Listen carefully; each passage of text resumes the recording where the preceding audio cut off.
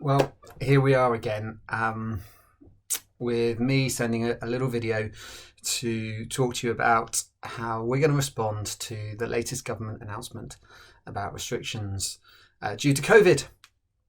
It has been an incredibly frustrating and painful week, hasn't it? As we've seen all the stuff that's gone on in government and all the things that have been talked about, where it feels like it has been one rule for us and one rule for others.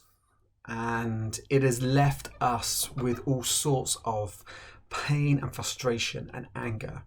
And I just wanted to say to you this evening, I share those feelings. I share that frustration. And I totally and utterly believe that there needs to be integrity within leadership. That is important. Our character is important. And so we are left with some decisions to make, to unpick and understand where we go from here with what the government have announced. Because we could hear what they've said, see it as some kind of deflectionary measure and get frustrated that they've announced these things. But I actually think that as people shaped by Jesus, by people who know that we are forgiven and loved, we need to come back with grace and compassion and forgiveness and mercy and love in how we respond. And so we are going to abide by the rules, because we think that that is the most loving and compassionate thing that we can be doing. Not just for our community at Werbs. We desperately want to make coming to church on a Sunday the safest it can possibly be. But we also want to be loving and compassionate to our wider community, to the people that we live amongst, the people that we work with. We want to be compassionate for our city of Derby.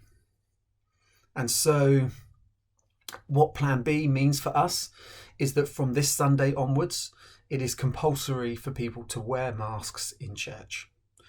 And so when you come to church on a Sunday, you're going to have to wear a mask, unless you are exempt. And there are some rules. If you're under the age of 11, I think it is, and if you have a medical or mental health reason for not wearing a mask, then you are exempt. And if you are in that category, we will not ask questions. But if you are able, then we are asking you, the government is asking you to wear a mask. And we think that that is the wisest, most loving thing that we can do at this time. The other thing, as always, that we would just continue to ask you to do is to sanitize, is to make sure your hands have been sanitized, that if you have any symptoms, that you get a test, do a lateral flow test before coming to church. But they are the things that's the only kind of thing that makes a difference to us, is that we have to wear masks. We will continue to sing, to worship together, to have fellowship together. We will continue to have refreshments. The only slight difference that will be for us now is we're going to encourage you to take your refreshments to your seat and then consume them there. We will also continue with our socially distanced area. We have that space just behind the sound desk in that far corner that we're trying to keep as socially distanced for people who not only want to wear a mask but want to keep socially distanced from other people, can come and enjoy in-person worship, but can stay in a safer bubble. So can we ask everyone to respect that space that we have there? So they're the only real differences that it means for us. If you still don't feel comfortable coming along to church in these circumstances, then we want to encourage you to stay online, stay as part of our online community.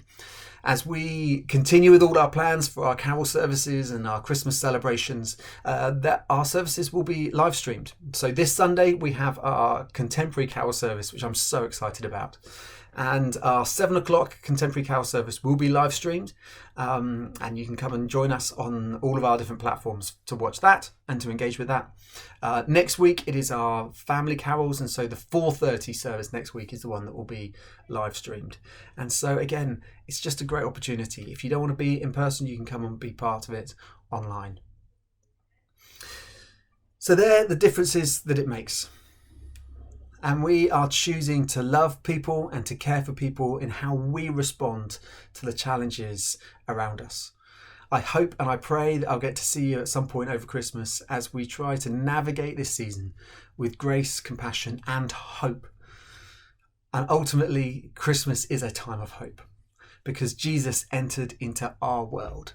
And so we get to continue to celebrate him at this point. So I hope to see you at some point in the next few weeks as we celebrate Christmas together.